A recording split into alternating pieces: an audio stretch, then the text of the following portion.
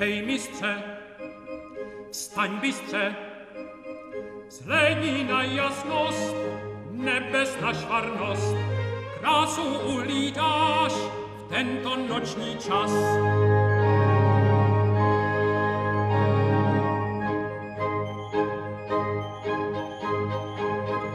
Hvězdy jsou dnes krásnější, obloha tuď jasnější, měsíc krásně plápolá, světlí jim sad dokola, tenice již vychází, z hájů volá zvěř, cvrlíkáním přelivým ptáčku zvučí keř, rozlíhá se les.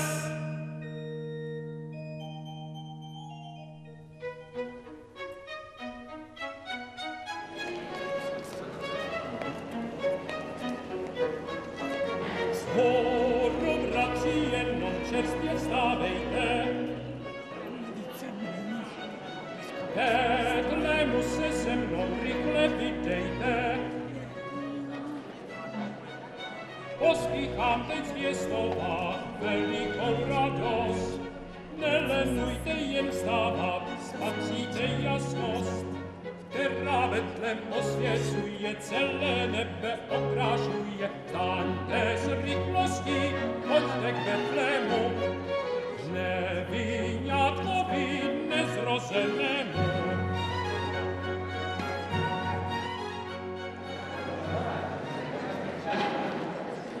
Vážená paní Klausová, milí a vzácní hosté, drazí přátelé, dovolte, abych vás zde v tento okamžik, v tomto krásném sále přivítala jménem komunity San Egidio.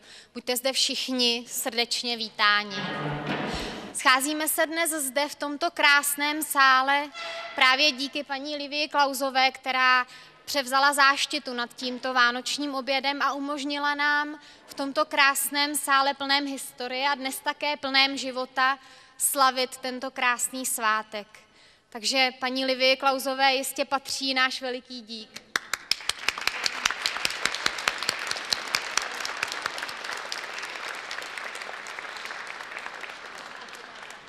Scházíme se dnes v tento okamžik, protože sem každý z nás byl pozván osobně.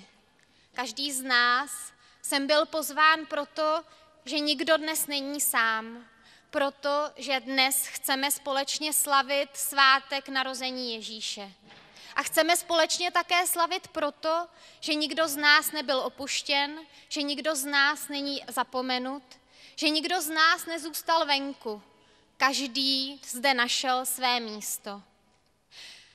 V knize Evangelia, v té malé knize, která je stará, ale kterou církev přenesla přes dlouhá staletí. A já bych zde dnes chtěla přivítat velice srdečně mezi námi otce biskupa Malého, světícího biskupa pražského.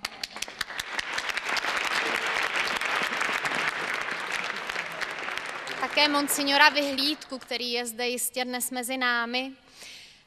Ráda bych vás zde přivítala právě proto, že toto malé evangelium vypráví o narození Páně a vypráví o tom, že se na výsostech slavila veliká slavnost.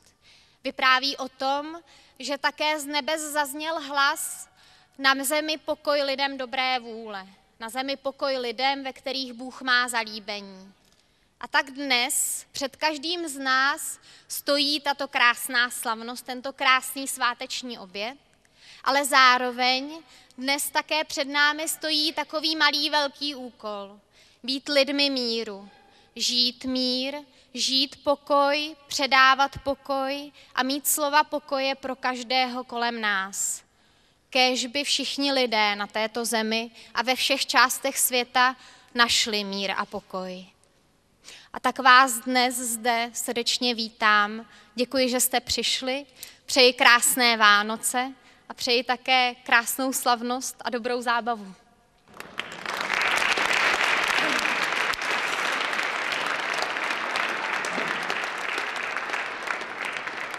Vážení a milí, vážené dámy a vážení pánové, milí hosté, mám velkou radost, že se s vámi, kteří jste byli pozváni komunitou San Egidio, pracující v České republice, mohu dnes setkat. Já se musím přiznat, že podobných žádostí od různých nadačních fondů, občanských sdružení a dalších institucí jsme dostali hodně. Obraceli se na mě, aby mohli strávit sváteční poledne či odpoledne v prostorách Pražského hradu. A já se musím přiznat, že mě oslovila nejvíce myšlenka Community Sant'Egidio z jednoho důvodu. A to z toho, že říkali, že je možné oslovit a že jsou schopni oslovit nejrůznější lidi, kteří právě v ten sváteční den mohou zůstat sami a nemají možnost se setkávat se svými bližními nebo být se svými bližními. Tato myšlenka se mi velmi líbila a proto jste to vy, hosté, pozvaní komunitou Sant'Egidio. Vánoce jsou o setkávání, tak já vám všem přeju krásné svátky, všechno dobré a po tom přípitku si přisednu ke každému stolu a budu si s vámi povídat. Hodně zdraví a hezký vánoční čas.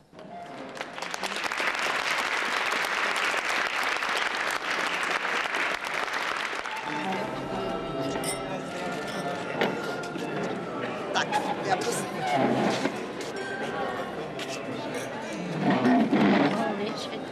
Tak a teď mi povídejte, jak vás našli. Já jsem z Etiopie. Jste? Etiopie. Z Etiopie. Učím se česky. I am happy today to see a president wife. It's my first time in my life and I'm happy. A už jsem stačila moc. Bude mít 92. No to je krásné. No a tak už bych ráda taky odešla, ale přála jsem si se s vámi setkat. Děkuji. To jsem chtěla vidět, abych se jednou setkala. Panem prezidentem. Děkuji.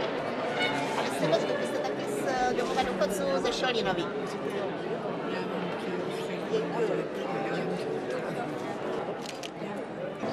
Ну, видите, ми муслими, трохи інак, але když ми живемо в Чехах, так musíme něco. A jak jste dlouho v České republice? A máte tu práci? Máte? Ano. Co děláte? Já kuchařem a můj manžel pizzař. Jo, pizzerii. Ano. To je dobrý.